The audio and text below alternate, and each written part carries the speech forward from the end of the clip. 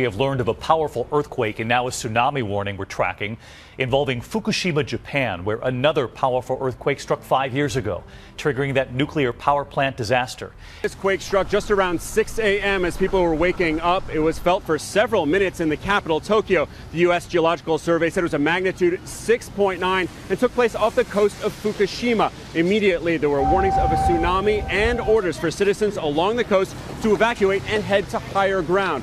So far, the waves hitting the coastline are only a few feet high, but the fear and pain are still fresh after the massive 2011 tsunami that caused a meltdown at the Fukushima nuclear power plant. Tonight, there are still concerns around that plant and others in the area. At least 27 people have been killed and 35 wounded in a suicide explosion at a Shiite mosque in Kabul. The Interior Ministry said the attacker entered the Bakir-ul-Alam Mosque during a ceremony. There was no immediate claim of responsibility. It comes days after twin attacks claimed by Islamic State, which also targeted Shiites and killed 18 in Kabul. Authorities in New York have arrested a 37-year-old Brooklyn man accused of supporting ISIS and plotting a Thanksgiving Day attack. Sources say Mohammed Rafiq Najee considered an attack on the Macy's Thanksgiving Day parade, and he talked about a potential terrorist truck attack like the one that killed dozens of people in Nice, France. Federal prosecutors say Najee traveled to Yemen in 2015 to join ISIS. New York police say they are setting up barriers to prevent a truck attack at the Macy's Thanksgiving Day. From Iraq, a horrific suicide bombing near Baghdad, killing scores of Shiite Muslims on a religious pilgrimage. It comes as ISIS is losing ground in the battle for Mosul in northern Iraq, and there is fear that loss could propel the terror group to lash out elsewhere around the globe. The massive blast from a suicide truck bomb just south of the capital, Baghdad, leaving a charred and smoldering scene and at least 60 people dead. Many of those killed in the attack, which was quickly claimed by ISIS, were religious pilgrims from Iran in Iraq for a religious holiday, which had been seen as a potential ISIS target. ISIS has been under assault in Mosul, their last foothold in Iraq. As their so-called caliphate crumbles, they've lashed out to distract and weaken the U.S.-backed efforts to root them out. There is serious concern that as ISIS loses ground in Iraq and Syria, that they and their followers will respond with attacks in the U.S., Europe, and elsewhere as revenge and as a way to keep their twisted ideology alive. Another police officer has been shot, this time in Detroit, Michigan. 29-year-old Wayne State University officer Colin Rose radioed he was investigating possible thefts of navigation systems from cars Tuesday evening. He said he was going to speak with someone on a bike, and that's when he was shot in the head.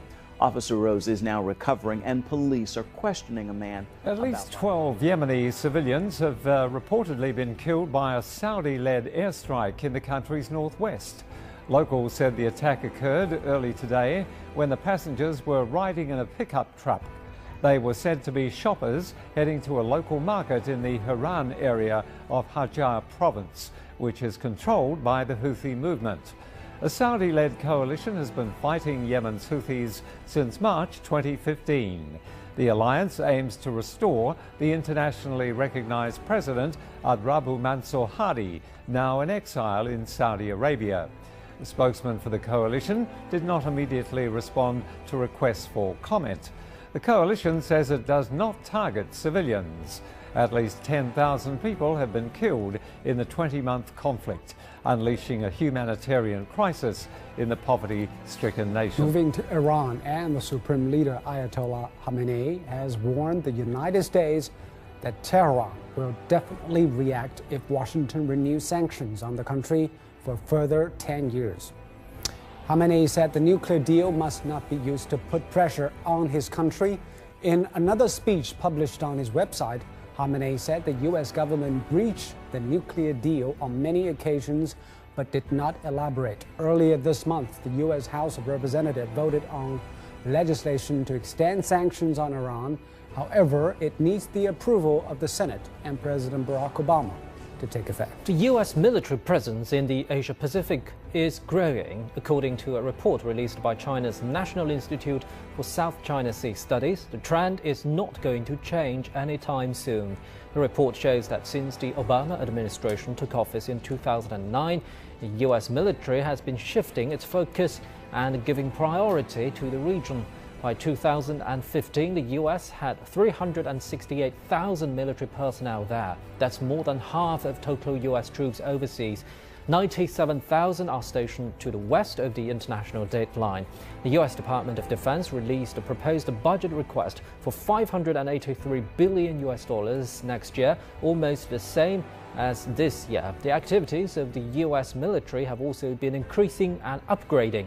The report says this literally makes China the #1 target for US close reconnaissance in terms of frequency, scope and means. Despite their frictions in the South and East China Seas, this has not interrupted high-level dialogue mechanisms and important exchange programs between the two sides. China is committed to building a relationship based on the principle of non-conflict, non-confrontation, mutual respect and win-win cooperation. Bulgaria has arrested around 300 migrants following intense riots in the country's largest refugee camp. According to Prime Minister Boyko Borisov, the government intends to move some arrested migrants to other camps and extradite others. Clashes erupted on Thursday after officials banned migrants from leaving the camp